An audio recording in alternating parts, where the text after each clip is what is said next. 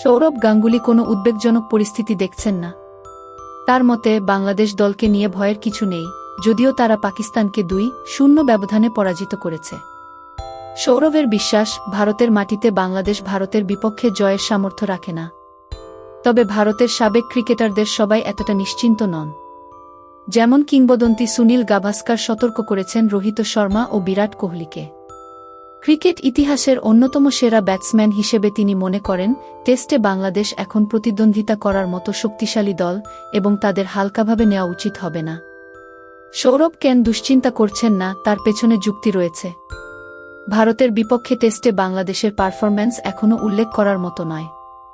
এখন পর্যন্ত ৩টি টেস্টে ভারত মুখোমুখি হয়েছে বাংলাদেশ, যার মধ্যে একটি ম্যাচে হারতে হয়েছে। ২টি ম্যাচ ড্র হয়েছে, একটি ২০০৭ সালে চট্টগ্রামে এবং অন্যটি ২০১৫ সালে ফতুল্লায়, দুটিই বৃষ্টির